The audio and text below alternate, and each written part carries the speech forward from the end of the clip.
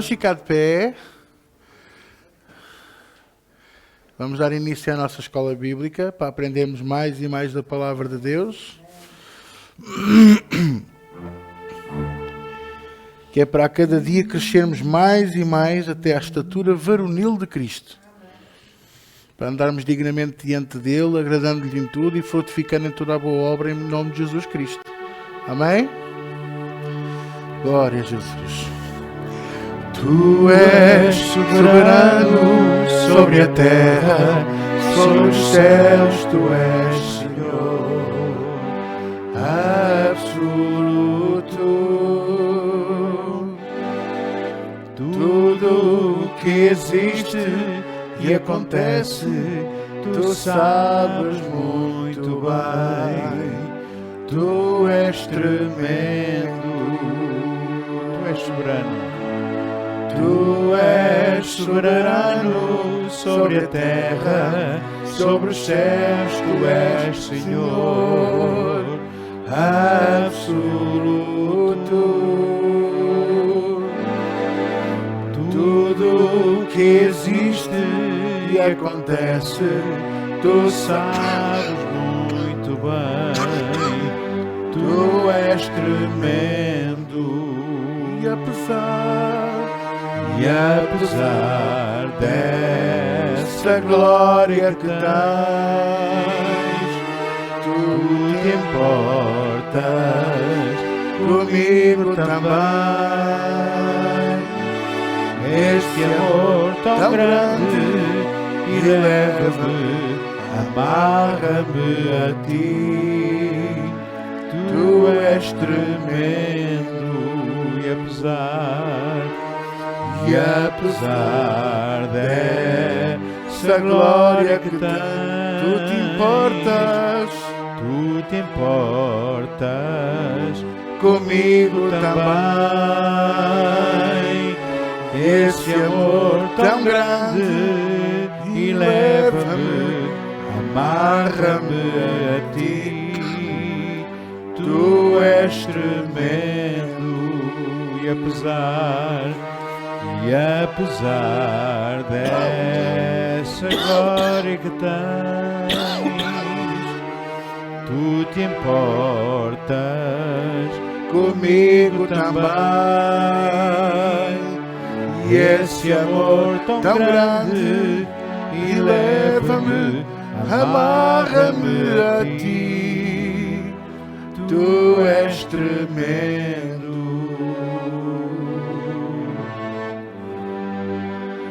Tu és tremendo. Sim, tu és.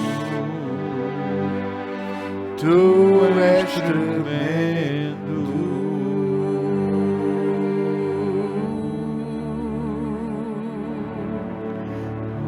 Aleluia. Glória ao teu nome, Jesus. Tu és tremendo em milagres, tremendo em maravilhas, não há tremendo em autoridade. Tremendo em poder, tremendo, Senhor, em amor. Soberano Deus. Obrigado, Pai. Tu és o Rei dos Reis, o Senhor dos Senhores. Estás sentado no trono para reinar sobre nós. Te entroniza. Reina em mim. Soberano Senhor. Reina em mim, soberano Senhor, reina em mim,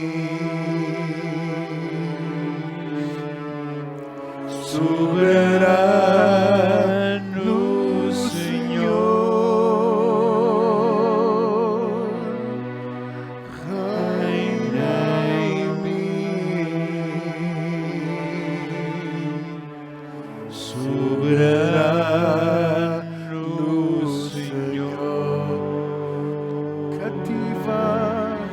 Cativa o meu ser,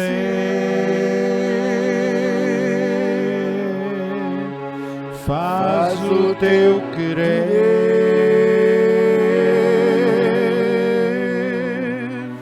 estabelece o teu trono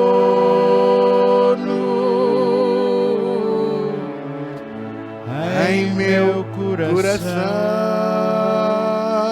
e reina em mim, reina em mim. Aleluia. Soberano Senhor, reina em mim. Soberano Senhor. Aleluia. Poderoso Deus, maravilhoso. Obrigado, Senhor. Rei dos reis, estás sentado no trono, Senhor. Aleluia. Indalabalaba sambambalaba shiribi sendelebelebelere bushurubu sambambolaba sam kilebebelebe sendelebe. Obrigado, Senhor. Obrigado. Esta noite, mais uma vez, nós pedimos que Tu alargues a nossa mente, alarga o nosso coração, alarga a nossa consciência, para nós podermos apreender todas as coisas contigo, Senhor, de uma forma o mais correta possível, Senhor. Nós sabemos que contigo não há fraude, que contigo não há engano, que contigo, Senhor, quando a fonte é fidedigna, Senhor, nós sabemos que o ensino e a palavra são incorruptíveis, Senhor. Obrigado, Pai. Ajuda-nos, Senhor, a nós conseguirmos a compreender a transição da lei para a graça, Senhor. Ajuda-nos a ver este Deus de graça que és Tu, Senhor, que de graça nos deu tudo. Aleluia. E com a Sua graça nos salvou, com a Sua graça nos acolheu na Sua família, com a Sua graça nos fez e permitiu que nós pertencêssemos à família e usássemos o Seu nome, Senhor. Obrigado, Pai. Obrigado pelo Teu grande perdão, pela Tua grande misericórdia, Tua grande compaixão para connosco, em nome de Jesus. Dá-nos sabedoria e entendimento para nós podermos andar dignamente de Ti, em nome de Jesus. Aleluia. E agradar-te, Senhor, em nome de Jesus. Amém. Obrigado, Pai. Amém. Amém. Obrigado, Senhor. Amém. Glória a Deus. Podemos sentar. Glória a Jesus. E pronto. Deixo-vos entregues ao pastor Zé António Sousa. Amém? Aqui mais perto deles. Boa noite a todos. Já nos vimos, não é? Mas é sempre aquela introdução. É o quebra-gelo, não é? Muito bem. Então nós temos hoje a continuação daquilo que temos vindo a falar. E o que é que nós temos vindo a falar? Acerca da graça. Mas para entender a graça, nós precisamos de fazer algumas alterações na nossa vida, na nossa consciência, para poder aprender o melhor possível o que é que deu origem à graça e o que é a graça em si e tudo o que a graça implica. Porque a graça implica uma grande mudança, uma grande mudança. Se nós não entendermos esta mudança, nunca vamos entender a graça na sua essência. Porque a graça não é só uma doutrina. Nós temos que a ensinar como doutrina, mas ela é muito mais que doutrina. Eu falei aqui que uma das vezes que a graça é o fruto do livre-arbítrio de Deus. Se há alguém que tem livre-arbítrio, é Deus. E Deus sempre o usa para nos abençoar, esse livre-arbítrio. O livre-arbítrio o que é? É a autodeterminação de fazer alguma coisa. E quando nós pensamos que o ser humano tem livre-arbítrio, e nós vamos ver, já temos vindo a ver isso, hoje vamos dar mais um toque. Quando o ser humano pensa que tem livre-arbítrio, depois de ter pecado, depois de ter caído da presença de Deus, depois de ter sido constituído como um pecador, depois de ter virado as costas para Deus, se ele pensa que tem livre-arbítrio, ele tem, só para fazer o mal. A primeira vez que o homem usou o livre-arbítrio no paraíso, o que é que ele fez? Comeu da fruta que Deus lhe disse para não comer. O livre-arbítrio dele autodeterminou-se a fazer aquilo, sem autorização. Ele não tinha autorização para fazer aquilo. Porque Deus disse, come de todos menos dali daquele fruto. Mas vá você proibir uma coisa a uma criança e você vai ver que é exatamente isso que ela vai fazer. Eu, quando andava no liceu, havia um corredor que era para os professores só. E os alunos tinham que ir para as escadas. E agora? O ir pelos corredores, pelas rampas do liceu, para nós, era uma glória. Era só apanhar os contínuos distraídos, os auxiliares de educação, distraídos, a correr para não nos apanharem. A glória que era de ser rebelde é próprio do ser humano, não é só da juventude, é do ser humano em geral. É uma glória muito grande não respeitar as regras, não respeitar as ordens. A ordem é não ultrapassar o traço contínuo, mas a tentação é tão grande. E há pessoas que têm um prazer muito grande nisso. Há outras que ainda lhes dói a consciência, mas há outras que não têm consciência. A consciência delas está limpa. Porquê? Não a usam. Como o outro diz, eu tenho a consciência e o meu poder, ele não a usa. Não é que eu não vi está limpa. Sujo só está aquilo que a gente usa. Bem, mas sem muitos desvios, que eu tenho muita tendência de dar uns desvios, eu queria estabelecer aqui dois pensamentos, duas maneiras de interpretar as coisas, duas maneiras até de inclusivamente entender a Bíblia. O lado esquerdo foi aquilo que eu e você aprendemos durante anos e anos e anos a fio. Aprendemos que temos a livre-arbítrio, aprendemos que a predestinação que é condicional, isto é, Deus escolhe porque Ele viu que aquele indivíduo ali à frente que ia receber Jesus, então Ele escolheu porque ele ia receber Jesus. Portanto, houve uma condição, é o que se entendia, foi assim que eu entendi durante muitos anos, e que Jesus tinha morrido por toda a humanidade. Era assim que a gente aprendeu. Jesus morreu por todos. Eu tenho uma música que dizia assim, Portugal para Jesus, porque eu pensava que Deus ia salvar o Portugal inteiro. E há outros que ainda oram pela China, ainda oram por outros países, porque eles acham que Deus vai salvar esta gente toda. Há uns que até pensam que o diabo vai ser salvo. Nunca ouviu essa doutrina? Já ouviu, não já? Eu desde que vi um urso andar de moto, nada me parece impossível. Eu tenho ouvido cada coisa mais tapafúrdia que não é impossível. Mas formam-se doutrinas e formam-se consciências e maneiras de apreender as coisas de Deus de uma forma que não corresponde à palavra de Deus, à realidade, à verdade. Não corresponde. Parece que é tudo muito bonito, mas não é.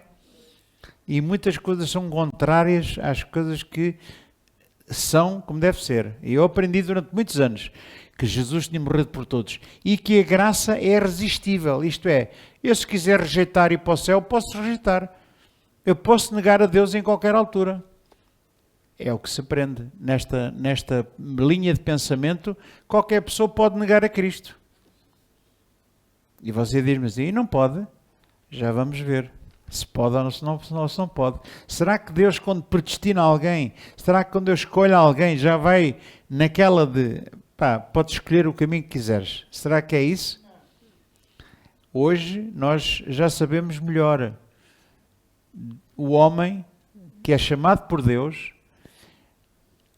é chamado por uma graça irresistível. É chamado de uma forma irresistível. Como o apóstolo Paulo, que andava a perseguir os cristãos e a matá-los, e na hora que teve um encontro com Deus, porque ele já era um vaso escolhido por Deus, e já tinha-se escolhido antes da formação do mundo, quando teve um encontro com Jesus, caiu a caminho de Damasco, não sei se é a pé, se é a cavalo, não faço ideia, mas caiu no chão, teve um encontro com Deus, Deus falou-lhe e chamou e disse, tu és aquele que vai ser chamado para levares o Evangelho aos gentios.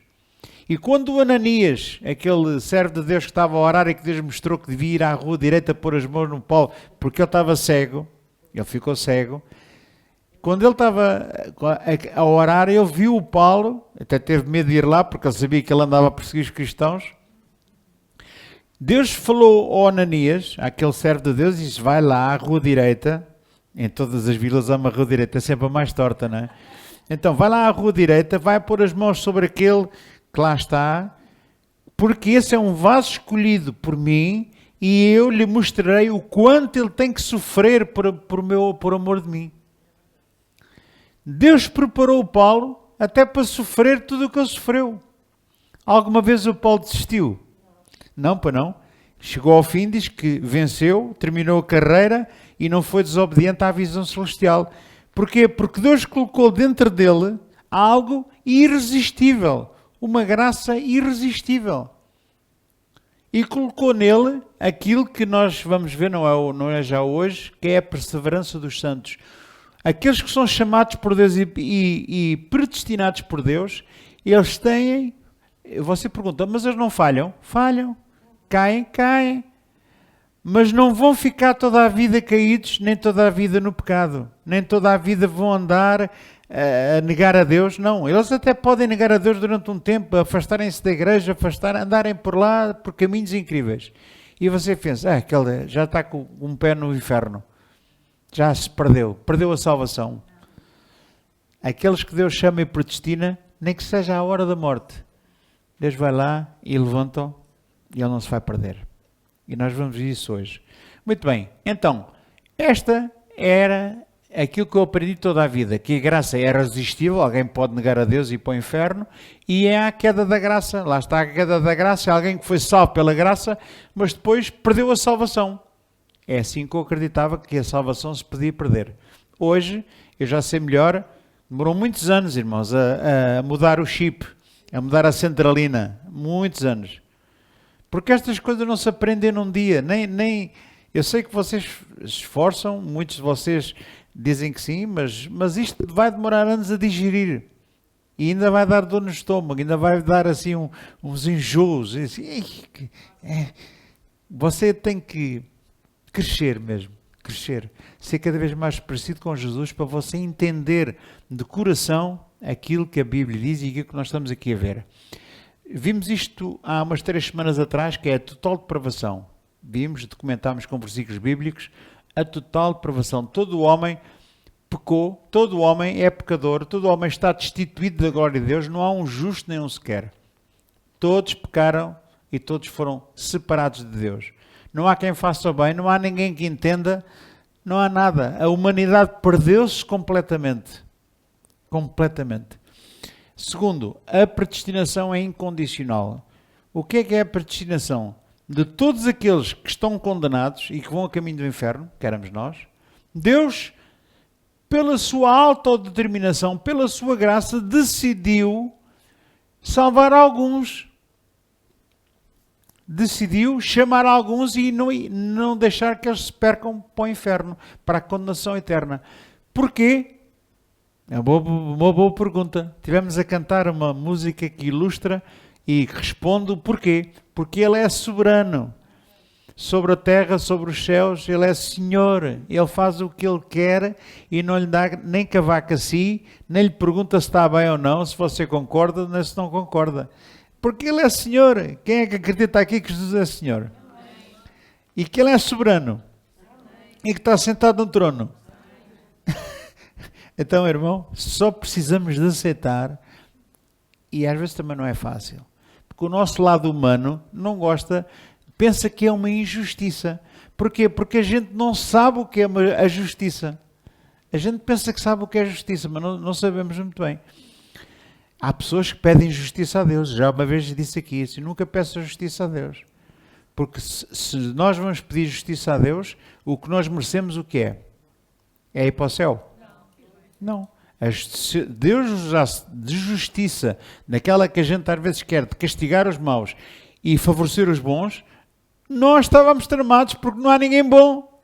Todos nós estávamos condenados e íamos parar ao fundo do inferno, sem apelo nem agravo. Mas Deus decidiu, sem estar a ver se você era bonzinho, se não, sem estar a ver se você merecia, se não, sem você sem ele estar a ver lá na sua presciência, dele lá no passado, na antiguidade, dele ter visto já que você ia receber Jesus e ia se portar bem. Não! Isso é a salvação, a predestinação condicional que esta doutrina pregou, que eu aprendi também. Mas não é assim. Ele não foi ver... Porque, repara, se Deus escolhe alguém porque sabe que ele vai ser bom, já não é o mérito, já não é a glória para Deus. Aí você também fica com uma cota parte de glória.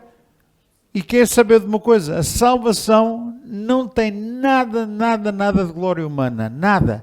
Você não fez nada para ser salvo. Você não mereceu nada ser salvo. Deus simplesmente escolheu, às vezes escolheu os piores. Está a olhar para mim. Olhe para mim. Eu sou um dos piores. Você pensava que era mau. Mas eu sou dos piores. Mas Deus teve uma grande misericórdia. E isso já me fez chorar muito na presença de Deus, porque eu não percebi, porque eu não fiz nada assim para merecer isto, tem isto tudo. E quando nós somos tocados pela graça de uma forma profunda, nós derretemos-nos completamente. Completamente, irmão. Não há sombra de dúvida. Não há dúvida no nosso coração. O que há é o amor de Deus assalta-nos de uma maneira. A misericórdia de Deus enche-nos de uma maneira, vai aos pontos, aos buracos todos que a gente tinha e enche aquilo tudo. E a gente derrete-se. Porque não fizemos nada e recebemos tudo. Posso ouvir amém, irmãos? Então, esta é a predestinação incondicional. Quer dizer que não fizemos nada para merecer, nem Ele viu lá, na eternidade, que nós íamos aceitar Jesus, íamos nos portar bem, íamos deixar o pecado. Não! Não foi com esse critério que Ele nos escolheu. Escolheu-nos aleatoriamente. Simplesmente. Nem foi também escolher só os piores. Não é? Mas, por coincidência, quando Deus escolhe, às vezes é sempre os piores. Olha o Paulo. O Paulo, ele nem queria ser chamado apóstolo. Ele dizia que tinha uma certa relutância que lhe chamassem apóstolo, porque ele diz, de todos eu sou o menor. Porque eu persegui a igreja de Cristo, eu matei cristãos. Os remorsos foram tão grandes que ele já nem queria ser chamado de apóstolo nem nada. Porque ele foi um dos piores que perseguiu a igreja e perseguiu a Cristo. Por isso é que Jesus diz, porquê é que me persegues, Paulo? E aí é que ele, não sei se ele entendeu, logo não entendeu. Se você pensa que o Paulo entendeu tudo naquele dia que caiu e que Deus falou para ele, não entendeu nada. Ele teve um encontro com Deus. Alguma coisa realmente se tinha passado, mas ele ia demorar muitos anos até poder digerir aquilo que Jesus tinha dito. Foi preciso Jesus levá-lo ao terceiro céu para falar com ele coisas que nunca nenhum homem ouviu e que o próprio Paulo diz que nós não podemos ouvir aquelas palavras todas que ele ouviu. Está escrito. E ele, o que é que ele ouviu? Ouviu parte daquilo que eu estou aqui a ensinar também. Coisas incríveis. A graça de Deus é tão incrível, tão escandalosa, que até às vezes mete raiva. Como é que Deus pode abençoar um assassino? Como é que Deus pode abençoar pessoas que a gente pensa, mas como é que é possível? Mas Deus é bom. A sua graça é infinita. A sua misericórdia não tem fim. A sua benignidade é para sempre. E nós às vezes não entendemos isso. Nós gostamos que se faça justiça. Mas nunca peça justiça a Deus. A gente tem muita mania. Quando alguém nos prejudica, a gente tem muito costume de dizer, Deus não dorme. Como quem diz, Deus vai fazer alguma coisa, vai castigá-lo. Essa é a nossa justiça. Muito imperfeita, muito animal, muito rude, muito diabólica. Não, irmão, não peça justiça a Deus, peça misericórdia. Amém? Nós somos dignos de misericórdia só, de justiça não. A justiça de Deus fez com que Deus morresse na cruz por si. Essa que é a justiça de Deus. A justiça de Deus para salvar estes pecadores de uma forma incondicional fez que Jesus na cruz levasse os meus e os seus pecados, fosse crucificado, derramasse o seu sangue, fosse chicoteado, fosse inclusive abandonado por Deus durante um dia ou dois ou três, que Deus virou-lhe as costas, Deus o Pai. Foi uma coisa tremenda que Deus teve que fazer para o salvar a si. Então, a justiça de Deus cumpriu-se em quem? Em Cristo. Em Cristo você foi feita a justiça de Deus. Como é que é possível? Porque você merecia, a justiça que você merecia era ir parar ao inferno. Mas Jesus foi em seu lugar. Jesus pagou em seu lugar a multa, pagou o penalti. Ele pagou a sanção que devia ser aplicada assim, e ele levou com ele. Substituiu na cruz do Calvário. Era você e eu que tínhamos para ao Calvário, àquela cruz, ser crucificados. Só que Jesus levou estas coisas todas por amor a nós. Amém? Agora tem outras coisas. Sacrifício eficaz. Por quem é que Jesus efetivamente morreu na cruz? Foi por todos. Foi? Não foi. Não foi pela humanidade toda. Pastor, mas está escrito. O que é que está escrito? Agora há sempre aqueles que têm mania que os gatos comem alpista, não é? Está escrito que Deus amou o mundo de tal maneira, que deu o seu Filho unigênito para que todo aquele que nele crê não pereça, mas tenha a vida eterna. Ele amou o mundo de tal maneira para que todo aquele que nele crê, E será que todos creem? Pois não. Até a capacidade de crer não é para todos. A fé é para todos, mas nem todos são para a fé. A graça é para todos, mas nem todos são para a graça. Porque Jesus não morreu por todos. Ele morreu, fez um sacrifício eficaz, isto é, nem uma gota do sangue de Jesus foi derramada para uma pessoa que não lhe liga nenhuma. Nem uma gota do sangue de Jesus foi derramada por uma pessoa que um dia lhe vira as costas. Nenhuma. Jesus não derramou sangue inocente. A gente às vezes pensa derramar sangue que é assim uma coisa tipo cabidela, mas não, estamos a falar do sangue de Deus.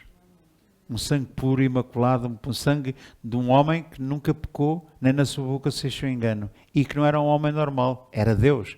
Era 100% homem e 100% Deus. Nasceu pelo poder do Espírito Santo no ventre de Maria. Jesus não derramou nem uma gota de sangue por uma pessoa que não queira nada com ele. Todo o sangue que Jesus derramou foi por todos aqueles que ele iria salvar e iria dar a vida eterna a eles. Foi por esses. O sacrifício de Jesus foi eficaz. A graça é irresistível. Porque quando realmente Deus chama o homem que já tinha sido predestinado, que estava morto, nos seus pecados, nas suas ofensas, como está escrito em Efésios 2, 1, estando nós mortos em nossas ofensas e delitos, Ele nos deu vida, nos vivificou e nos fez sentar à sua mão dele, nos ressuscitou juntamente com Ele. Então, aqueles que Ele predestinou e que estavam mortos e que Ele fez reviver, esses foi a quem Deus, por quem Jesus morreu, e são chamados de uma forma irresistível. Você, quando ouviu falar de Jesus, eu não sei como é que foi a sua experiência. Eu, quando ouvi falar de Jesus pela primeira vez, eu não percebi nada do Evangelho, irmãos. Sabia lá o que é o Evangelho. Eu não percebia. Mas quando ouvi aquilo, soube algo dentro de mim que disse assim, é isto que eu quero. Nem hesitei. Eu não estou a falar para as senhoras quando vão ver uma montra, porque elas primeiro que decidam a camisa que vão comprar ou os sapatos que vão comprar. Jesus, experimentam-nos quase todos, deixam as coisas todas arrumadas. Normalmente, a maior parte das senhoras, não são todas. Algumas são muito arrumadinhas. Mas vão, experimentam, não gostam. Os homens já não são tanto assim. Os homens passam para a monta, não ligam nenhuma. Algum dia passam por uma assim, é aquilo que eu quero. É aquilo. Nem fazem perguntas. Chega lá, olha, tem o 41 ou o 42 ou o sapato? Tenho. Mostra lá. Maravilha. Está a andar. As senhoras são mais complicadas. Vem um, mas depois vem outro que gosta mais. A Érica também experimentam aquele e o outro. Normalmente é assim. Normalmente. Há exceções, mas pronto. Estamos a falar regra geral, não é? E quando nós ouvimos falar do Evangelho, eu creio que tivemos todos esta atitude. Creio eu, não sei se a vossa experiência foi idêntica à minha. Eu ouvi e disse, é isto que eu quero. Não hesitei, nem olhei para trás, não houve nada que me dissesse, mas eu nasci católico, e o que é que a minha família vai dizer? Isto vai ser um problema. Você pensou nisso quando se converteu a Jesus? Não pensou nisso? Quando ouviu Jesus, você não teve um sentimento cá dentro assim, é isto que eu quero. Foi à frente, recebeu Jesus, e até hoje Foi ou não foi? Sem hesitar. Você sabia que era aquilo que você queria. Essa é uma chamada de alguém que realmente, por quem Jesus morreu e que foi predestinado por Deus. Porque ele não tem dúvida nenhuma. Ele vai de cabeça. É isto que eu quero. Nós que andamos a chafurdar no pecado, eu andei a chafurdar no pecado, eu sei que foi só eu, vocês aqui não foram todos muito limpinhos sempre, nunca chafurdaram, só que eu chafurdei muito no pecado. E quando eu vi aquela oportunidade de ser limpo daquela porcaria que estava em cima de mim, eu nasci de novo. E aqui eu fiquei completamente, foi outro homem. O outro morreu logo instantaneamente, disse, não quer mais o velho homem, eu quero isto que eu quero, é isto que eu quero. Embora estava cheio de defeitos ainda, até hoje tem sido um crescimento, até hoje tem sido uma caminhada, ainda não cheguei lá, ainda tenho defeitos, tenho, mas junto-se ao clube, porque você também os tem. A não ser que esteja com uma cara tão santificada, como a Carla estava a olhar para mim, com uma cara tão santificada que eu até quase que me constipo à frescura dela. Estou a brincar. Mas ela hoje está-se a portar muito bem. É sempre, né? Porta-se sempre bem, não é? Mas nós temos uma caminhada pela frente, adiantando. E agora, aqueles que não resistiram à graça de Deus, o que é que vai acontecer com eles? Eles vão perseverar. Por isso é que aqui aquele versículo diz, perseverar até ao fim, e todo aquele que perseverar até ao fim será salvo. Mateus 24, 13. Há muita gente que este versículo diz, será salvo das tribulações. Não, será salvo, mesmo, salvo. Mas eu já recebi, já fui salvo. A salvação começou, mas ainda não acabou, meu irmão. Você começou e ainda não acabou. Nada daquilo que você começou já acabou. Já recebi Jesus, já cheguei. Chegou, ainda agora começou. Não se ponha a pau, não. Você recebeu Jesus Cristo, começou uma caminhada. Você já está salvo? Pela fé está salvo. Mas a salvação ainda não se consumou totalmente. Isto é, ainda não se materializou tudo aquilo que a salvação nos concede, ainda não aconteceu. Muita coisa ainda não aconteceu. Já fomos redimidos dos nossos pecados, mas o nosso corpo ainda não foi redimido, porque o pecado ainda habita em nós. Estão a entender, irmãos? Isto é importante que você entenda. A gente batalha muito, eu batalho muito nesta primeira parte, que isto é o pilar, depois para tudo o resto que vem a seguir.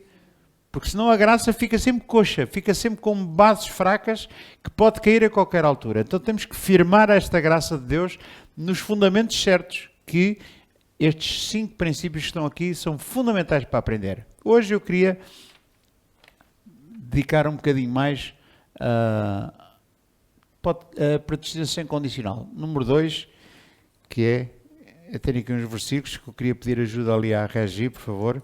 João 6,44, por favor.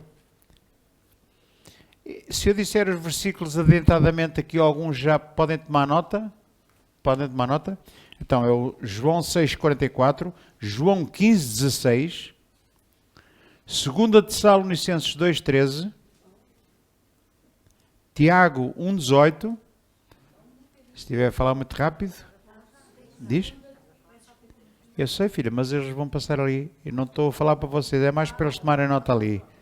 E Romanos 9, do versículo 11 ao 33. Ei, do 11 ao 33, são 22 versículos. É obra. Mas o Romanos 9, diz? Não, filha, já escreveram. Mas eu...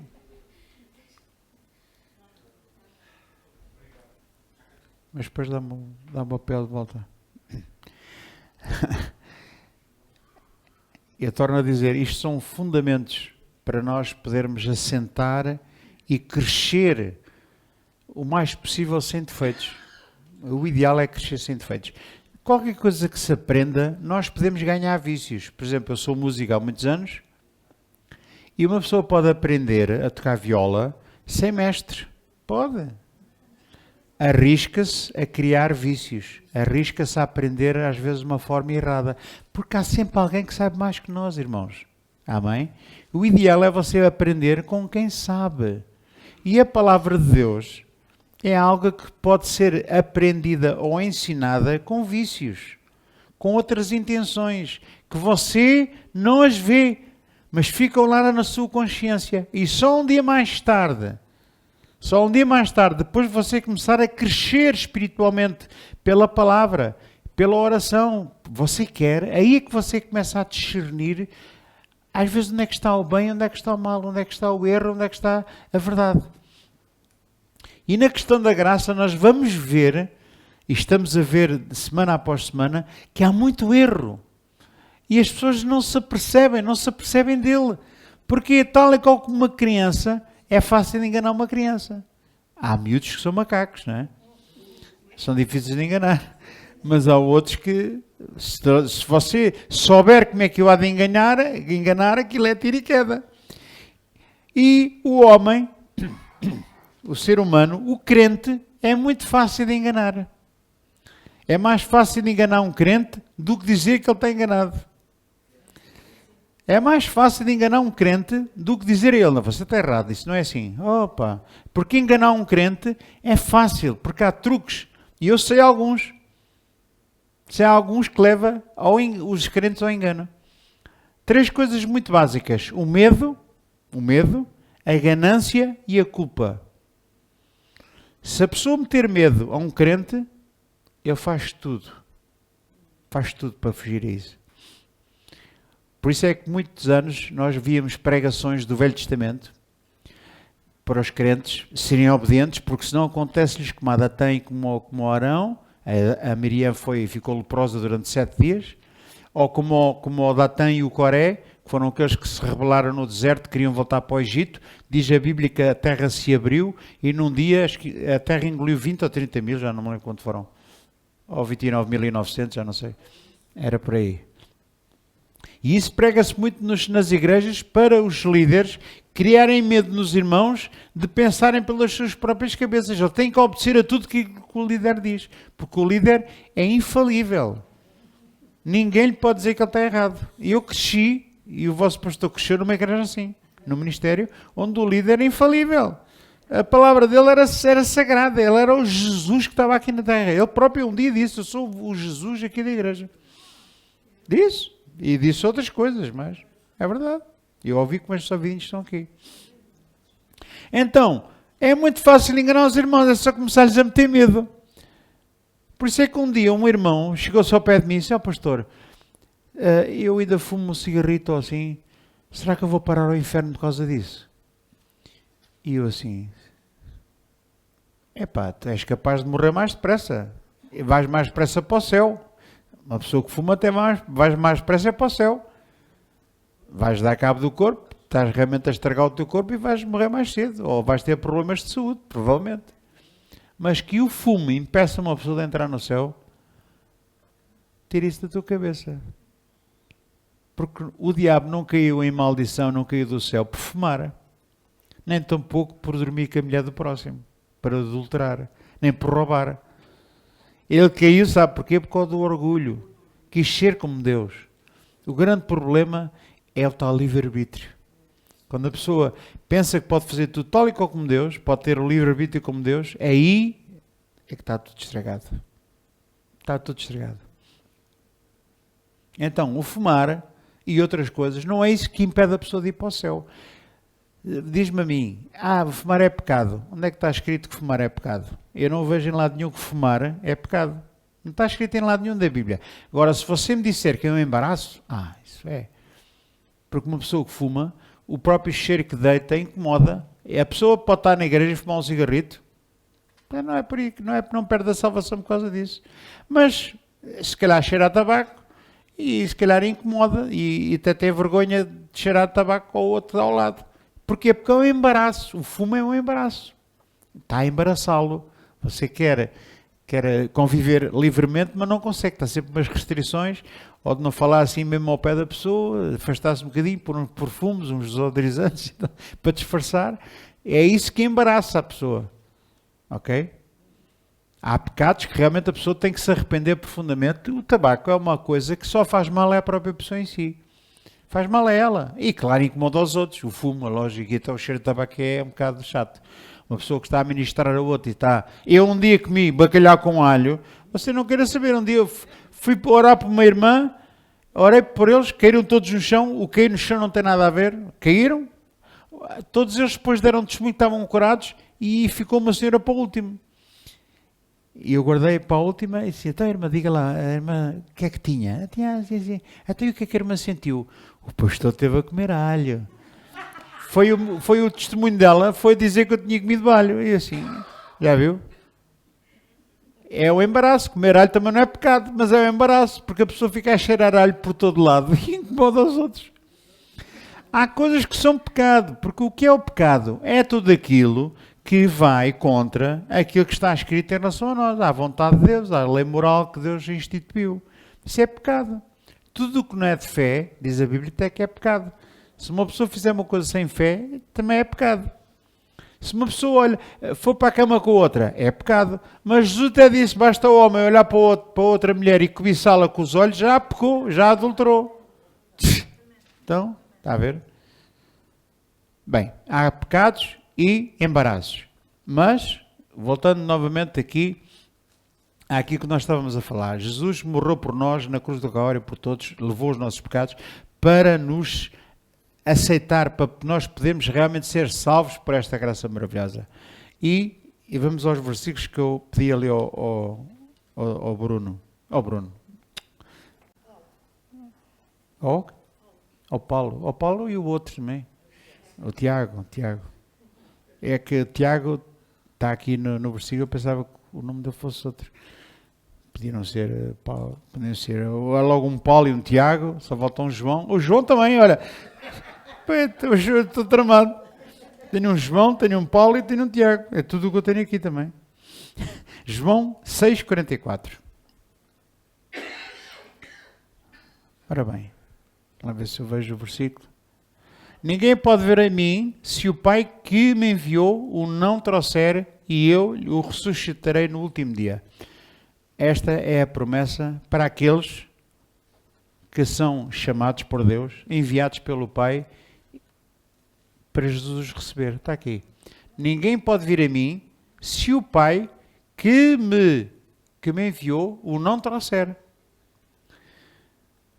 Isto é outra coisa que tem que entrar na nossa mente e no nosso coração, porque há muita gente que pensa que é só receber Jesus e o receber Jesus resolve tudo. Não é, filha. O receber Jesus pode ser uma... Eu tenho um papagaio, não tenho, isto é agora uma história, não é? Eu tenho um papagaio em casa que ele diz, em nome de Jesus, eu recebo Jesus como Senhor Salvador. Eu estou salvo, glória a Deus, aleluia. E eu pergunto, o papagaio está salvo? Porque ele está simplesmente a falar da boca para fora. Nem ele tem sentimentos, nem tem consciência, não tem nada. O receber Jesus, o fazer a oração de salvação, pode ser muito bonito. E a gente pensa, essa pessoa está salva, oh glória a Deus. E sabe o que é que às vezes acontece? Você sabe que ela recebeu Jesus, mas aquilo, de repente, na vida dela dá uma volta, ela deixa a igreja, deixa Jesus, só fala mal da igreja, e você, como é que é possível? Como é que é possível esta pessoa que recebeu Jesus, andava tão certinho e agora fala mal de todos, nem acredita na Bíblia, até rasgou a Bíblia e nem quer que a mulher e os filhos vão à igreja? Como é que é possível? Porque o receber Jesus, irmão, não faz diferença nenhuma, faz a mesma coisa que faz o papagaio. É conversa de chacha. É uma conversa que qualquer um pode fazer a oração da salvação. Mas quem é que realmente são aqueles que vão ressuscitar no último dia e vão ser salvos verdadeiramente? Quem são? São aqueles que o Pai enviou a Jesus. Ninguém pode vir a mim se o Pai que me enviou o não trouxer. São aqueles que Deus o Pai diz, tu agora vais para aqui para Jesus. E você foi. E dos 500 da igreja que estão na igreja, se calhar 100 são daqueles que Deus o Pai decidiu para ir ter com Jesus. Os outros 400 se calhar nem sequer vão ser salvos. E agora? Quem é você e eu para pôr isso em causa? Será que você agora tem que pôr os outros de parte? Não, temos que amar a todos. Porque você não sabe quem é e quem não é. Há trigo e há joio, mas Deus não lhe manda assim separar o trigo e o joio. Só o Senhor é que pode separar. Só o Senhor é que pode separar o trigo do joio. Como ele próprio disse, deixar crescer o joio até à ceifa. Porque senão a gente quer arrancar um joio, se calhar ele até nem é joio, e arrancamos o joio e arrancamos o trigo todo que está ao lado dele. Estragamos tudo. Então não podemos fazer isso, temos que ser pacientes. É aqui que tem que haver uma grande paciência e um compromisso com Deus e com os irmãos, que também foram salvos pelo sangue de Jesus e a quem Deus salvou. E Deus o Pai chamou ou não chamou, a mim não me interessa, não sou eu que tenho que andar a ver quem é que está salvo e quem não está. Nem é o vosso pastor tão pouco que anda aqui a dizer, que é mais espiritual, aquele gajo está salvo porque Deus o chamou, aquele foi predestinado, aquele não, aquele é uma ovelha ranhosa que anda ali, é um lobo vestido com pele de cordeiro. Muitas vezes a gente tem a mania de julgar as pessoas assim, aquele tipo é um lobo vestido com uma pele de cordeiro. Se calhar o lobo vestido com a pele de cordeiro é você. Ninguém sabe. Portanto, nós temos que nos remeter à nossa insignificância, ao silêncio e amar a todos. Podemos gostar mais uns do que outros, mas amar, proporcionar a vida, a salvação, proporcionar aquilo que você precisa para a sua vida, temos nós a obrigação de dar a todos. Posso ouvir, amém? O outro versículo que eu pedi, João 15:16, por favor. João 15:16. Hã?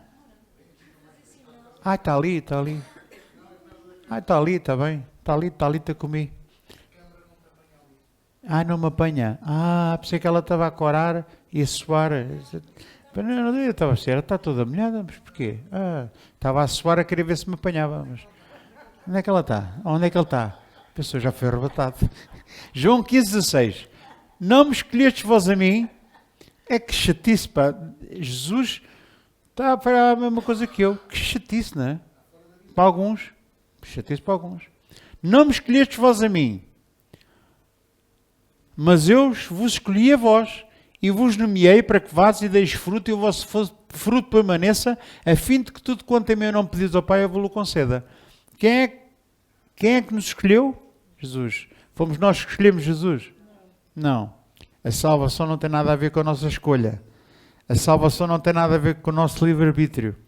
A salvação não é uma prerrogativa de escolha minha. Sabe porque a prerrogativa é a pessoa que tem direito a exercer domínio e decisões legitimamente. Isso é uma prerrogativa. Por exemplo, se eu for o dono da minha casa, quem tem a prerrogativa e a chave da casa e a escritura e a caderneta predial sou eu. Amém? Eu é que tenho a prerrogativa. Mas ninguém tem a prerrogativa, sou eu que tenho. Se Jesus o salvou pela sua graça, sem você merecer, a prerrogativa acerca da salvação não é sua. É de Deus. E Deus não anda a brincar. Se você sabe minimamente como é que Deus é, sabe que Deus não brinca com estas coisas. Quando Deus determina, quando Deus faz uma coisa, aquilo está tudo previsto, aquilo está tudo pensado. Não é como o governo em relação ao SNS, que é só surpresas e caos e tudo. Não é nada disso. E são coisas de há anos que eles não mudam nada. Porquê? Porque não fazem reformas, não se atualizam. Agora, Deus, quando faz uma decisão lá na antiguidade, lá na eternidade, ainda o mundo não estava feito nem criado, Deus já tinha pensado em tudo. Nos pormenores todos. Portanto, a prerrogativa pertence a Deus. E quando Ele salva uma pessoa, Ele não fica a pensar, aquele te salvei-o, derramei o sangue por ele e ele agora rejeitou-me, recusou-me, vai parar ao inferno. Que chatice. E Deus fica assim incomodado, assim, não me previ isto. Será que isso acontece com Deus, irmãos? Vamos lá, muito sinceramente. A pessoa pode não acreditar na doutrina da predestinação, mas ao menos usar o caco, usar a cabeça, a massa cinzenta, para perceber que Deus não erra desta maneira. Deus já sabia o que é que ia acontecer. Nem mesmo o próprio Adão, quando pecou e comeu da fruta que Deus disse para não comer, não surpreendeu Deus. Porque de repente, quando o Adão e a Eva pecaram, Deus fica assim, porque é que eu não pensei nisto? E agora? Estou tramado. Agora temos que arranjar aqui um plano de contingência. Arranjar uma comissão, um observatório e ver como é que é. Fiscalizar isto. Temos que arranjar aqui uma solução para isto. Portanto, olha, Jesus, vai lá, pensa bem, faz lá um sacrifício para salvar esta malta, porque senão esta malta está toda perdida. Será que isto aconteceu, irmão? Isto é uma paródia. Isto que eu estou a falar é uma paródia, que Deus não me está... Ele já me conhece. Estou simplesmente a exagerar, a fazer aqui uma hipérbole para exagerar a história, para você entender melhor. Não é que você não entenda, você não é estúpido, mas que nós precisamos de explicar isto às vezes de uma forma exagerada para que a compreensão seja total. Deus não foi apanhado com as calças na mão quando o Adão pecou. Ele já sabia que ele ia pecar. Ele já sabia que aquilo ia tudo acontecer. Ele sabia que a humanidade ia cair. Ele sabia que a humanidade ia se rebelar contra Deus. Por isso é que Jesus, quando morreu na cruz há 2020 anos, foi a manifestação material daquilo que já tinha sido, já tinha acontecido na eternidade, antes da fundação do mundo. Jesus não morreu só no dia há 2022 anos. Ele já tinha morrido, ele já tinha entregue a sua vida por nós na eternidade. O Cordeiro de Deus que foi crucificado, que foi sacrificado, que foi conhecido antes da fundação do mundo. Antes da fundação do mundo, Jesus teve que combinar com o Pai. Ainda não existia nem mundo, nem homens, nem mulheres, nada, não havia nada. E ele sentou-se com o Pai e ele já sabia que tinha que fazer aquilo. Porque Deus é omnisciente, Ele conhece, sabe tudo, conhece todas as coisas, já sabia que Ele tinha que fazer aquilo. Agora pergunta-me, diz-me assim, pastor, isso é tão fácil, não é precisava estar a falar nisso, não. Não é, irmão. Se você diz-me a mim que é fácil entender que Jesus já tinha morrido antes da fundação do mundo, você não me está a enganar a mim, está-se a enganar a si próprio. Não é fácil. Temos que largar a nossa consciência. Tentar chegar um bocadinho mais para trás no mundo, nos tempos. Ainda não havia tempo. Ainda não havia mundo, não havia animais, não havia céu, não havia estrelas, não havia planetas, não havia nada.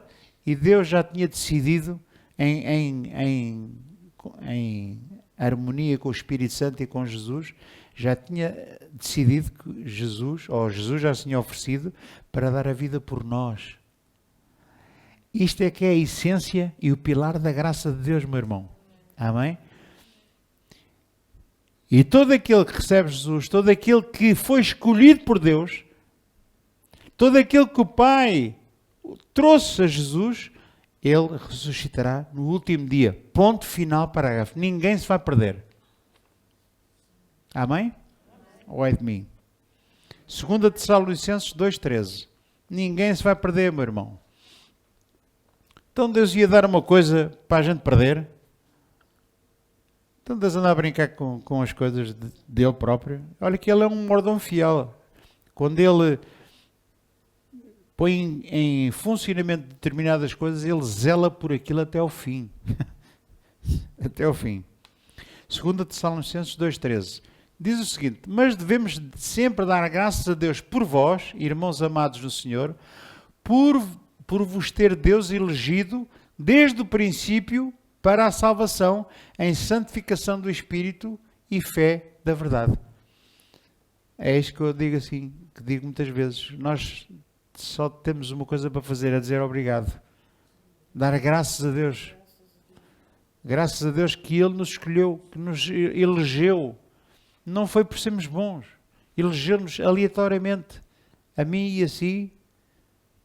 Não foi por um dia saber que nós íamos fazer coisas boas. Não, Ele decidiu salvar o Zé, a Manela, a Alice, a Teresa, a Piedade, a Carla.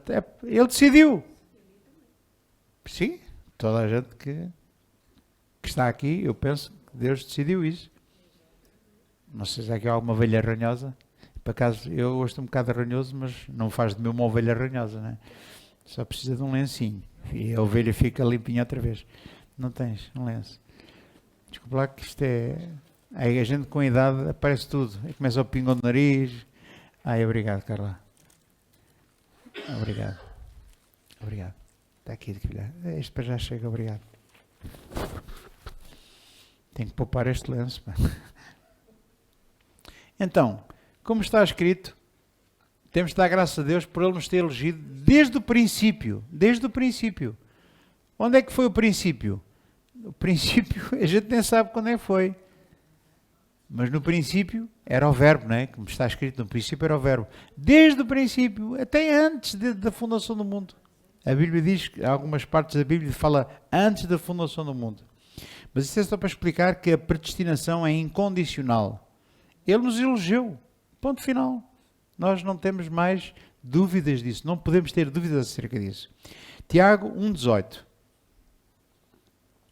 Já vimos o João, já vimos o Paulo.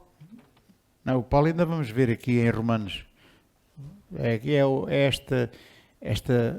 Este camarote. É o camarote. É 3 homens de Deus, João, o Paulo e o Tiago. Epa. Fantástico. Isto é um privilégio. Muito bem. Tiago 1,18. Segundo a sua vontade, ele nos gerou pela palavra da verdade. Lá vem outra vez Deus com a mania que é Deus. Pela sua vontade. Epá, não tem nada a ver connosco. A predestinação foi incondicional, foi segundo a sua vontade. E agora? Que chatice. Deus chamou uns para a salvação e chamou outros para a destruição. E agora? É chato, não é? Muito chato. Mas ele diz que, segundo a sua vontade, ele nos gerou pela palavra da verdade, para que fôssemos como primícias das suas criaturas. Aqueles que são predestinados por Deus e eleitos por Deus segundo a sua vontade são o ex-libris. Sabe o ex-libris? O ex-libris é como se fosse o topo de gama. Há carros que são marcas fantásticas e há uns dentro da própria marca que são topos de gama. Epá, é o máximo. E você, dentro de tudo o que existe, é as primícias de todas as criaturas que Deus fez. Você é o ex-libris, é o topo de gama. Amém. E agora? Isto faz de nós pessoas muito importantes, não é? E nariz empinado, não é? Não. É aqui que a graça entra na vida das pessoas e as faz mais humildes. Uma pessoa que é tocada, atingida pela graça de Deus, não fica arrogante. Não fica com a mania. Não, porque ele sabe que ele não é nada, que não vale nada, que ele é uma pessoa que se não fosse Deus, ele ia a caminho do inferno. Porque em nós não há nada de bom. Amém, irmãos? Uma pessoa que é... Agora, quando eu disse que ninguém sabe quem é que está salvo ou foi predestinado por Deus ou chamado por Deus, às vezes há indícios de pessoas que eu fico às vezes a pensar, não sei se é chamada por Deus ou não. Porque a arrogância dela é tão grande e há pessoas que são muito arrogantes. Há pastores, Jesus, não se pode dizer nada. Eles é que sabem tudo. Eles é que são infalíveis. Ninguém os pode apontar um defeito. Nem Deus quase que os pode apontar o dedo. Há pastores assim. E então se tiverem títulos de apóstolos, então Jesus. Sobe-lhes o título à cabeça. Eu um dia estava a ter uma conversa com alguém e o apóstolo em questão tinha feito umas borradas e eu estava a dizer, não, a pessoa em questão tem que parar de fazer isto. Você não está a ver. Ele é apóstolo. E um apóstolo é tal e qual como o Elias. Confrontava os reis de uma maneira e dizia que tens de te arrepender. E sim, senhora. Então o apóstolo pode chamar nomes de toda a gente. E apontar os defeitos de toda a gente. Não tem um espelho em casa. É aqui que todos, e principalmente quanto mais alto é o cargo, mais a pessoa tem que se baixar e ajoelhar-se e olhar ao espelho, mas não é ao espelho lá da casa, é ao espelho da palavra. E perceber que ele não é ninguém. Nós não somos ninguém, irmãos. Amém? Então, o facto de estarmos salvos, predestinados e termos sido chamados pela sua vontade, segundo a palavra de Deus, não nos faz de nós pessoas importantes. Faz de nós pessoas humildes, pessoas sinceras, pessoas simples, pessoas de misericórdia, de amor, pessoas que não têm mania que são alguém. Antes, pelo contrário. Eles sabem o que é que o apóstolo Paulo diz, que nós devemos considerar os outros superiores a nós próprios, não é? É fácil para um predestinado e para alguém que foi tocado pela graça de Deus. É muito difícil por aquele que quer parecer cristão, que quer parecer salvo, que vai à igreja e que se calhar Deus não o chamou coisa nenhuma. Ele viu ali uma oportunidade, como alguns veem. Eu no domingo falei disso. Deus faz uma mensagem e há 3 tipos de pessoas que percebem a mensagem de formas diferentes. E no final, antes da gente se ir embora, eu falei do Simão Mágico, que via tudo e no final foi dar dinheiro para ter aquele dom também. Ele tinha ouvido tudo o que os outros tinham ouvido também, mas o que é que jurou nele? A ganância de pensar que ele ia ganhar dinheiro daquela maneira. Ia ser o maior. E há muita gente que olha para o Evangelho e faz a mesma coisa. Eu vou ganhar dinheiro com isto. Isto vai ser... Eu já vi pastores falar da boca deles, pastores, alguns não têm onde cair mortos, mas pronto, tinham o nome de pastor, não é? Sim, eu tenho que abrir uma igreja porque eu não sei fazer mais nada, tenho que ganhar dinheiro de alguma maneira. Para eles, abrir a igreja era para ganhar dinheiro. E quando eu vejo uma igreja como esta, e não é só esta, há outras também, atenção, nós estamos a dizer que é todos assim, mas como esta e como outras que eu conheço, onde as pessoas abrem as portas de uma igreja, não é para ganhar dinheiro, mas é assim para transmitir a palavra de Deus para que os irmãos cresçam, é aí eu bato a pala e ponho-me em sentido, assim, aí sim. Agora, quando eu começo a ver que as pessoas começam a usar o Evangelho para vender, para ganhar mais dinheiro, para fazer... Não se tira uma oferta, tiram-se umas 3 ou 4 numa reunião, e pá, porque os alvos ainda não foram atingidos, recebe uma oferta, depois no púlpito olha para o papel de quanto é que ele arrecadou naquela primeira volta, e se tiverem lá 30 e ele tiver precipitado 100, ele vai tirar a oferta, outra oferta. A primeira foi para o ar-condicionado, a segunda vai ser para a mulher cortar as unhas dos pés. Ou para a mulher tirar a carta, para uma carta de condução assim. Filha, você já vi. Ele vai inventar qualquer coisa para os irmãos poderem arrotar, desculpa a expressão, que é feia, mas arrotar ali o patacão, para ver se ele consegue atingir o alvo que ele tem, porque o alvo dele tem que estar já previsto, não só para pagar as despesas da igreja, mas é para comprar o Mercedes que ele precisa. Ou o avião que ele precisa, ou o barco que ele precisa, porque um apóstolo, ou porque um pastor, ou um bispo, não pode andar de Renault 5. Era o que faltava. Não pode andar de bicicleta, tem que andar bem montado. Então, tira uma segunda oferta, e ao fim da segunda oferta, o assistente traz-lhe, ele está lá 5, 10 minutos, eles contam aquilo rapidamente, depois o mesmo assistente, o chefe dos assistentes que te levou a oferta para lá, vem por trás do púlpito e deixa-lhe um papelinho pequenino. Não é assim que isto dá muito nas vistas.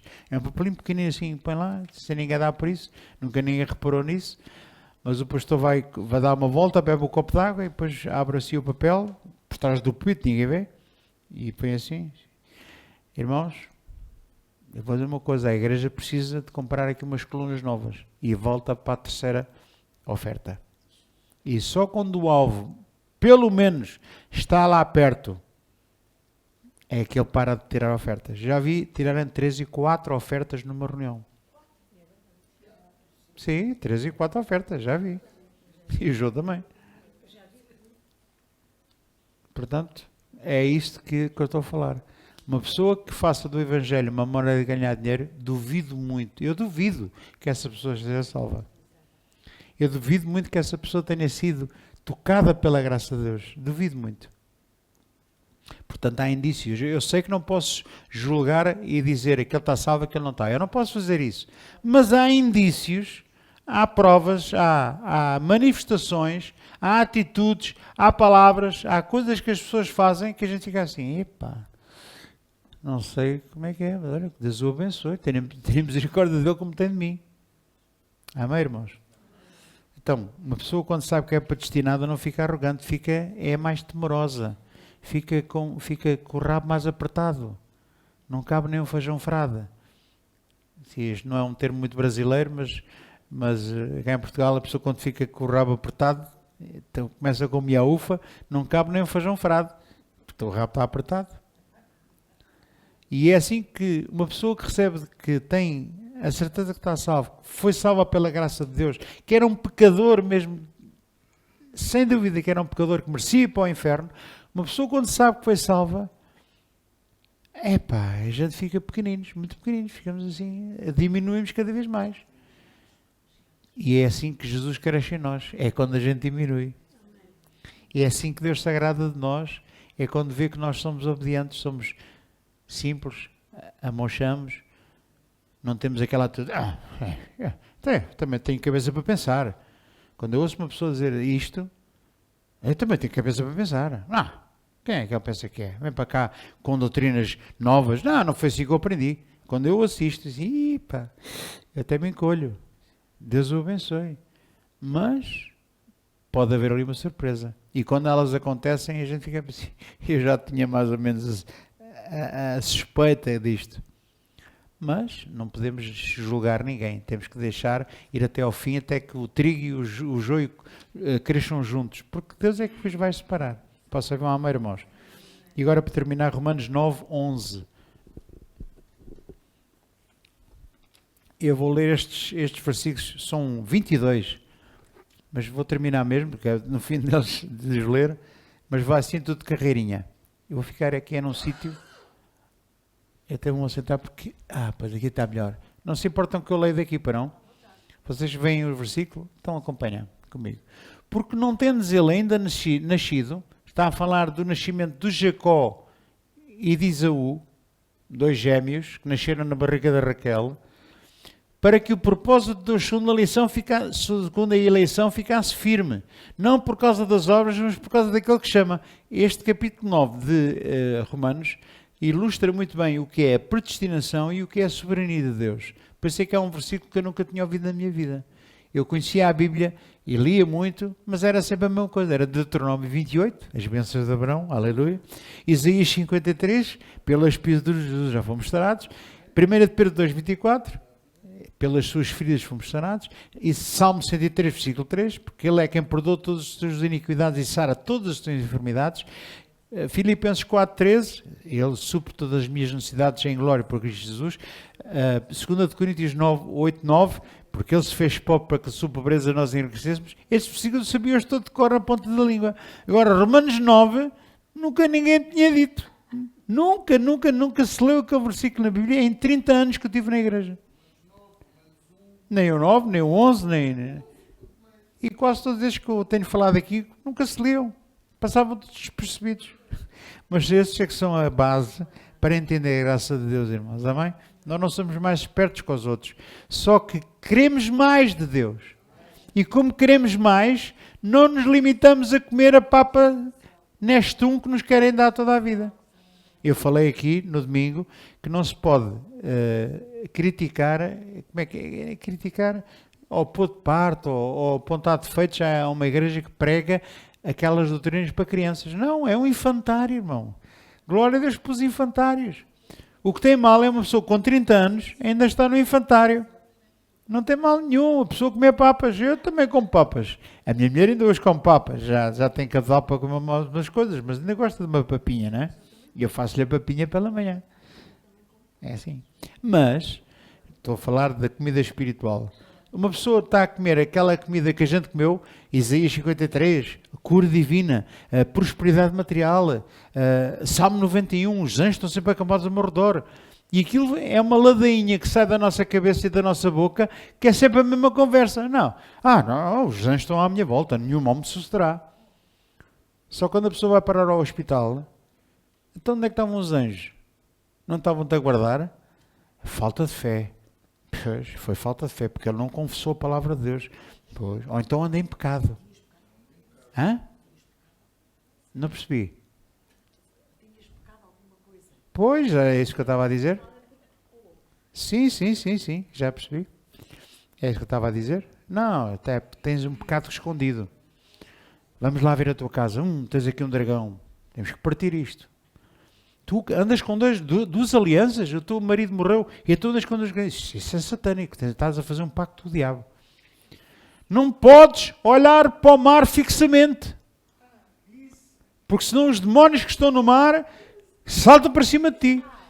É sério, lembras-te dessa, não é? E quando um dia uma irmã me disse, pastora, disseram-me que eu não posso olhar assim fixamente para o mar. Então porquê, irmã? Tem falta de vista? Não, pastor, disseram-me se eu olhar assim muito para o mar, que os demónios que estão no mar saltam para mim. Porque quando a gente ora e expulsa o diabo, nós dizemos, Satanás vai para as profundezas do mar salgado. Então se olharmos muito para ele, eles saltam lá do fundo do mar salgado e vêm para cima de nós. Ai, pastor, ando com uma camisa, uma t-shirt que diz amarras. E o pastor disse que eu estou amarrado, o diabo amarrou-me. Sabe aquelas t-shirts que se vendem, que é uma marca, que é amarras? Já, você tem a vida amarrada. O quê? Você dá nós no lençol da sua cama para fazer a cama? Às vezes um lençol é muito grande, as senhoras dão um nó. Pois. Você não pode fazer isso. Você vai ficar com o seu casamento amarrado. E os demónios vão saltar para cima de si. E você está a dormir com a sua esposa e o diabo mete-se no meio. Hã? Hellmann's. O outro era natas.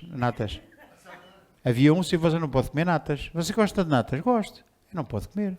É porque natas, ao contrário, é Satã. Vai lá ver se não é. Satã é o nome do diabo. Satanás, Satã. Você está a ver que é fácil enganar os crentes? É muito fácil, é só começar com esta conversa. Só que nós ultrapassamos esta barreira, por isso é que estamos aqui hoje. Porque senão ainda estávamos lá. Ultrapassamos esta barreira, queremos mais de Deus, não nos contentamos com os nestuns e as papas que nos queiram dar, porque há muito mais para dizer, que estava aqui a noite toda, não é? E é um churrilho de coisas que a gente ouve nas igrejas, nas doutrinas que se prega lá. Tudo baseado nesta parte aqui. Todas as coisas que eu falei encaixam-se aqui perfeitamente. Já aqui não. Quando nós começamos a pôr os pilares certos, os fundamentos certos, que os fundamentos não são outros, não são os fundamentos dos apóstolos e dos profetas. Quando pomos os fundamentos certos, a palavra de Deus começa a ser construída em nós, e nós começamos a ganhar uma outra consciência, outra maneira de interpretar as coisas, outra maneira de ver as coisas, que parece outro evangelho. E na verdade até é. Há evangelhos que são evangelhos falsos. E quando nós começamos a pregar o evangelho verdadeiro, genuíno, da graça de Deus, muita gente não aceita. Não foi assim que eu aprendi. Ela prefere ser enganada do que descobrir a verdade. Mas continuando.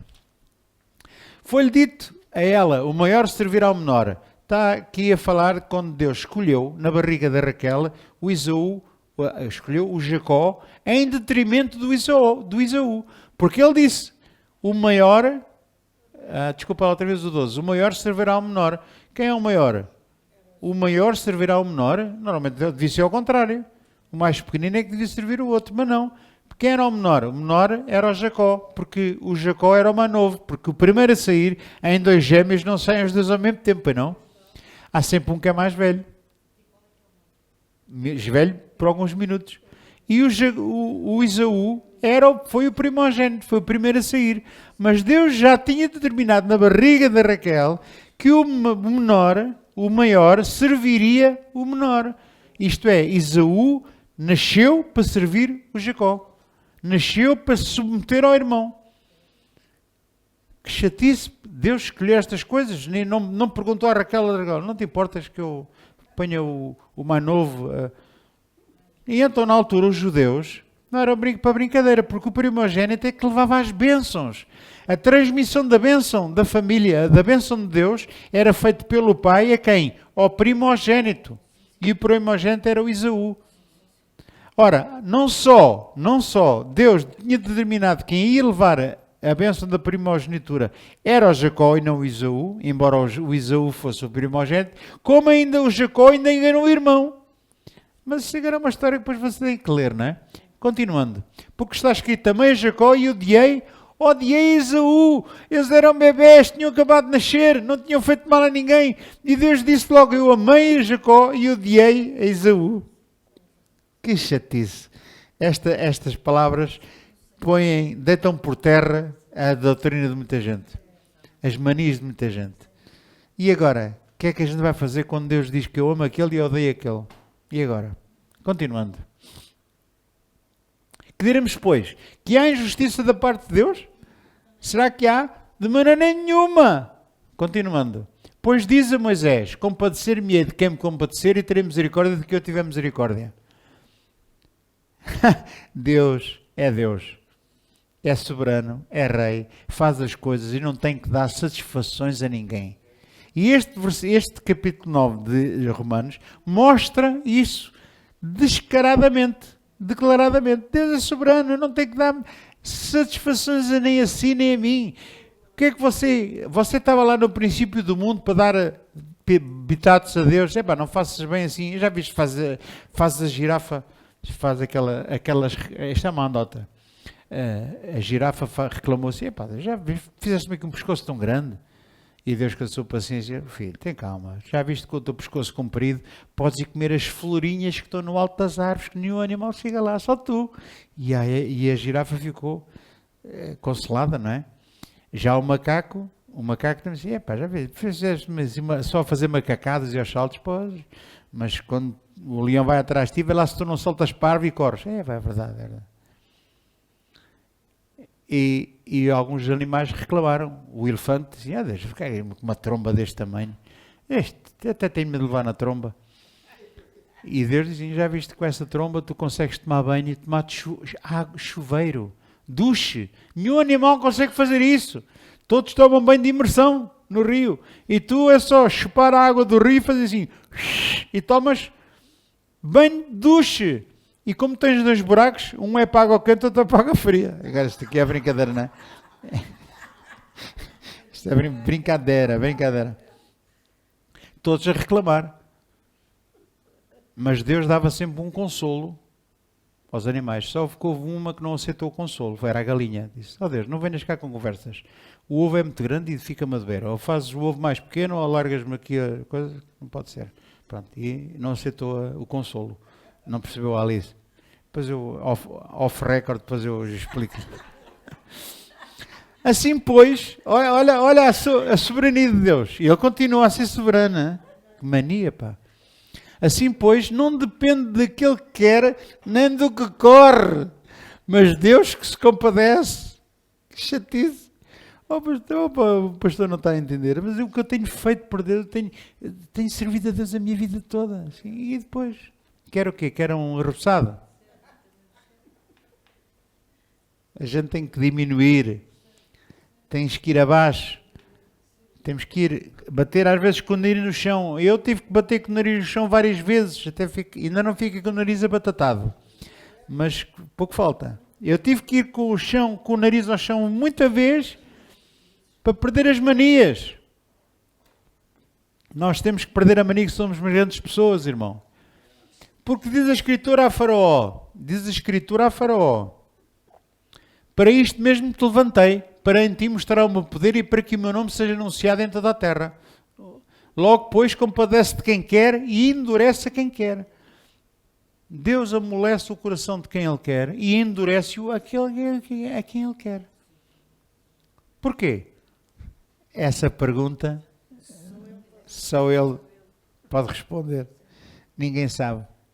Nem temos nada que saber. Quer um conselho? Não se meta no assunto. Dê graças a Deus por estar salvo e por ter sido eleito por Deus sem merecer. Receba isso. Receba tudo aquilo que Deus tem para lhe dar. E não faça muitas perguntas. Siga em frente. Amém? Compadeça-se sempre do seu irmão. Porque é para isso que nós fomos chamados. Para que essa compaixão em nós seja transmitida para os outros. E que as pessoas vejam em si Cristo. Porque a esperança da glória é Cristo em vós. Um Cristo que se compadece e que está sempre pronto a perdoar e pronto a amar e a acreditar nos outros. Porque um dia nós vamos ter surpresas incríveis. Quando chegar o dia da verdade, o dia do juízo final, o dia que toda a gente vai ser confrontada com Deus, vamos ter surpresas que você não vai acreditar, você é crente, não é? Mas vai ficar surpreso. Como é que é possível aquela pessoa que era um apóstolo e vai ter ordem de marcha para ir para o inferno, para a destruição? Mas ele tinha um avião, andava a pregar o Evangelho por toda a parte do mundo e Deus diz para a gente pregar o Evangelho. Pois, ele diz. Mas a prerrogativa da salvação não pertence ao homem. Ele endurece a quem quer, compadece de quem quer, ama quem quer e odeia quem quer. Ele amou o Jacó e odiou o Esaú, e eles eram bebés, não tinham feito mal nem bem. Dir-me-ás então, por se queixa ele ainda, porquanto tem resistido à tua vontade? Continuando. Mas ao homem, quem és tu que a Deus replicas? Sabe o que é replicar, não é? É discutir com Deus, é argumentar. Não acho bem, não é? Se guarda o seu acho no bolso. É melhor achar o que Deus achou. Porventura a coisa formada dirá o que a formou. Por que me fizeste assim? Eu, quando era miúdo, tinha muito jeito para o desenho. Toda a minha família tinha quadros. Eu gostava de pensar aves, passarinhos. Os pássaros do paraíso, que são muito bonitos, têm muitas cores. Eu gostava de pintar. Pintava com guache. Era uma coisa que eu tinha 3, 4 anos, 5 anos, 8 anos. Pintei até aos 8 anos. Depois deixei-me disso. Há uns que continuam a pintar. Pintam as unhas, pintam o cabelo. Mas eu parei ali só de pintar pássaros. Olha, eu estar a pintar um pássaro e depois de pegar no pássaro eu pintei aquilo para dar à minha avó. O pássaro vira-se para mim e diz: porquê é que não pintaste aqui uma árvore de fruto? E começava a discutir comigo. É isso que muita gente faz com Deus. Há muita gente que replica com Deus e diz: mas porquê é que tu amas uns e odeias outros? Quero dar um conselho. Seja amado por Deus e aceite o ser amado por Deus. E deixe lá aqueles que Deus odeia, porque você já tem muito em que pensar. Não pense nisso. Ou não tem o oleiro poder sobre o barro, para da mesma massa fazer um vaso para honra e outro para desonra? Quem é o oleiro? É Deus que faz as coisas. Amém? E que direis se Deus, querendo mostrar a sua ira e dar a conhecer o seu poder, suportou com muita paciência os vasos da ira, preparados para quê? Para a perdição, preparados para a destruição, preparados para o inferno, preparados para irem mesmo lá para o lago que arde com fogo e enxofre. Deus criou uns para viverem as delícias do paraíso para todo o sempre, para toda a eternidade, e outros para arder lá no fundo do inferno. E será que Deus é injusto por fazer isso? Acha que é injusto? Não é. Primeiro, porquê que ele não é injusto? Eu vou dizer porquê. Porque todos pecaram. Não há um que mereça ir para o céu. Portanto, se forem todos para o inferno, não há injustiça nenhuma. Porque a humanidade caiu, a humanidade está completamente depravada, perdida, não tem salvação a não ser em Cristo. Se fossem mesmo todos para o inferno, já não havia injustiça, porque é a justa retribuição do pecado que eles têm. Mas, na sua misericórdia, Deus, entre todos aqueles que estavam condenados, chamou uns, separou outros, e compadeceu-se de quem Ele quis. E nós só temos que aceitar. E acabou. Ponto final. Parágrafo. Isto para que também desse a conhecer as riquezas da sua glória nos vasos de misericórdia que para a glória já de antes preparou. Glória. Para quem é a glória? É para Ele. A glória é para Ele. Se você foi salvo, a glória é para Ele. Nós fomos chamados para louvor da sua glória. Nós não fomos chamados para nos gloriarmos a nós próprios. O apóstolo Paulo dizia uma coisa que é assim: se eu tenho que me gloriar, glorio-me nas minhas fraquezas. Então qual era o testemunho de Paulo? Eu vou dar um testemunho. O Paulo levantava-se lá na mesquita, mesquita é para a mulher do mosquito. Então levantava-se lá na sinagoga. Irmão, eu tenho um testemunho para dar. Sim, senhor, irmão, faça favor. Então lá o Rabi dava-lhe a palavra, eu pegava na palavra, pegava no microfone, não sei se havia na altura, não havia, e começava a dizer: irmão, tenho um testemunho para dar. Meti-me num barco para ir para Roma, para debater lá com o imperador e lá com o centurião, e naufragámos, salvámos-nos todos, mas eu perdi à costa, estava lá a procura de lenha para uma fogueira, uma cobra mordeu-me. Da outra vez naufraguei, tive 3 dias e 3 noites no mar, à deriva, e a malta tudo assim. Então, mas qual é o testemunho? É suposto, quando a gente fala em testemunho, haver alguém que diz: fui curado, eu fui salvo, glória a Deus, estava ali, não tinha dinheiro, mas apareceu dinheiro num envelope e fui abençoado, já tenho dinheiro, tenho um emprego novo, comprei um carro, comprei uma casa. Testemunho fantástico. O apóstolo Paulo era tudo ao contrário. Lavei 3 vezes, 39 chicotadas. Tenho o corpo todo marcado, todo em sangue. A malta antigamente dizia que isto era um testemunho. Não era um testemunho, era um testemunho. Era só desgraças. E o apóstolo Paulo disse, se eu tenho que me gloriar, glorio-me nas minhas fraquezas. Qual eram as fraquezas? Era tudo o que lhe acontecia de mal. E ele gabava-se disso. Sabe porquê que ele se gabava disso? Porque ele tinha um alvo muito superior que ninguém via. Ele tinha um alvo da soberana vocação de Deus em Cristo Jesus. Qual é a soberana vocação de Deus em Cristo Jesus? Sabe qual é? A vocação, a sua vocação, é a sua salvação. Por quem Jesus morreu e derramou o seu sangue. Custou um preço altíssimo para você poder ser salvo. Essa que é a sua vocação. Diz? Pensava que ias pedir um beijo, agora não. Parece mal. Depois nem engolis aqui o microfone. Irmãos, a soberana vocação de Deus é a sua salvação. É a vida eterna. Essa é que é a soberana vocação. Essa é que é o alvo principal. O Paulo diz que considerava tudo como esterco, como estrume, como porcarias que não interessa, que não quer saber. Para quê? Para ganhar o alvo principal de Jesus, que é a salvação. Ele deixava tudo, considerava tudo lixo. Está aqui. Muito bem. Para que desse também a conhecer, já falei. Os quais somos nós. Oi? Só outra vez o anterior, por favor. Para que também desse a conhecer as riquezas da sua glória, os vasos de misericórdia que dantes preparou. O 24. A seguir, por favor. Ok. Os quais somos quem? Somos nós. Quem são os vasos de misericórdia? Somos nós. Que chatice. Não só dentre os judeus, mas também dentre os gentios. O mistério da graça é a salvação para judeus e para gentios. A ver? Este mistério esteve oculto durante muitos anos, mas nos últimos tempos foi revelado. O que é que foi revelado? Uma coisa tão simples. As pessoas gostam de pregações de milagres e maravilhas, dons do Espírito Santo em operação, milagres, demónios a estrebuchar, e não dão importância à coisa mais importante de todas, que é isto está aqui. Que nós fomos chamados, não só entre os judeus, porque só os judeus é que era o povo de Deus, mas Deus também chamou os gentios, que éramos nós. Mas parece que não tem muita importância para nós.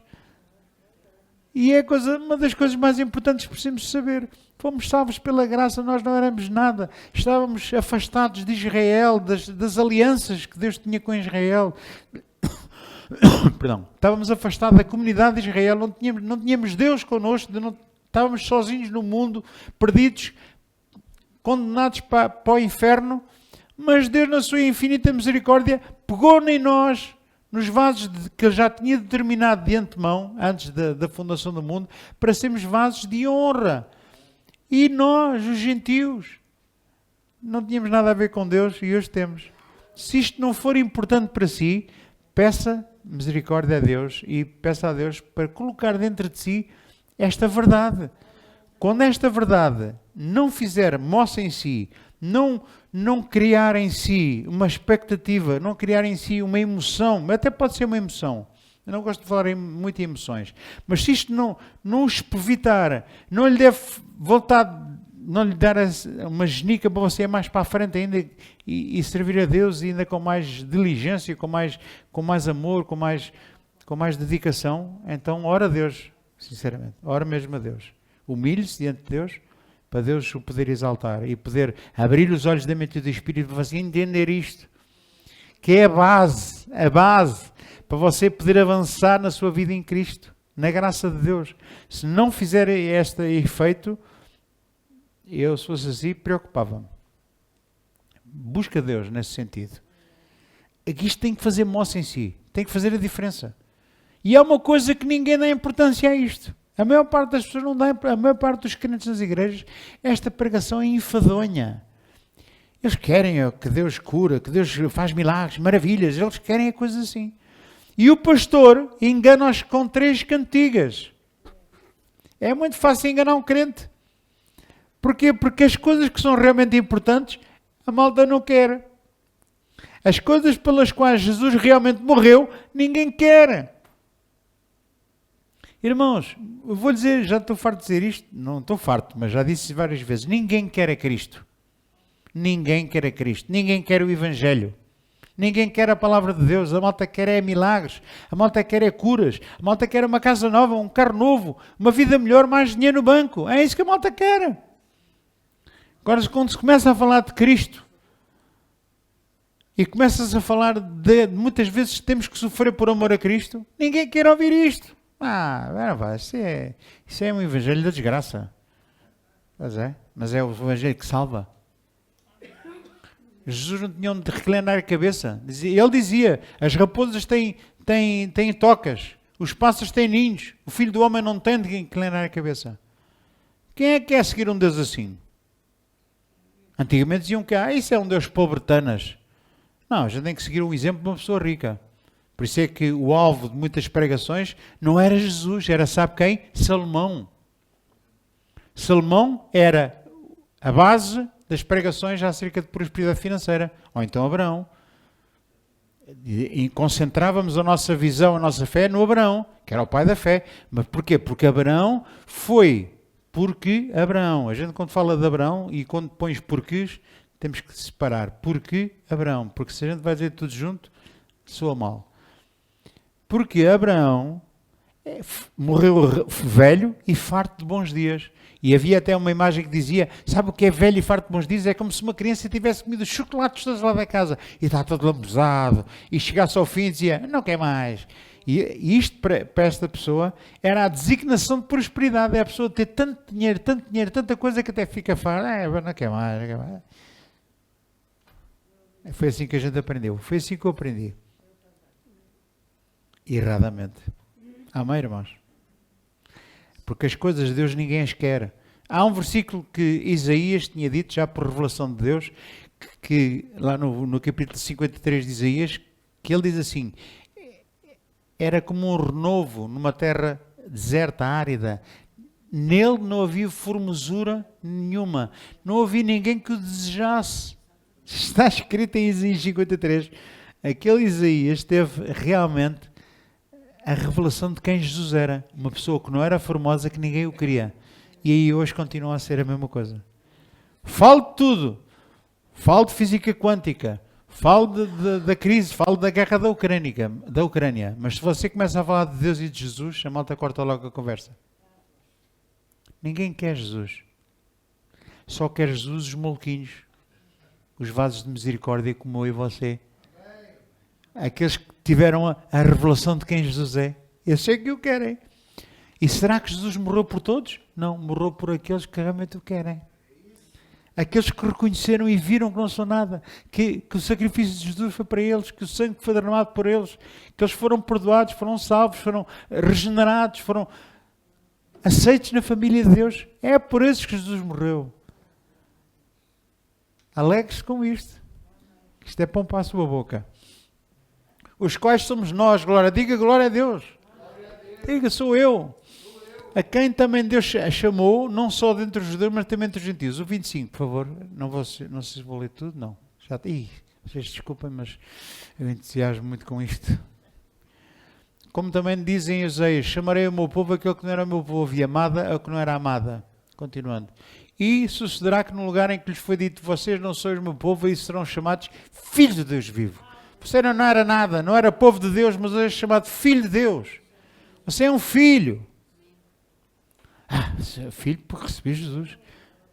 Você recebeu Jesus. Você recebeu Jesus porque Deus o regenerou. Aqui uma coisa, eu vou terminar, eu não vou avançar mais.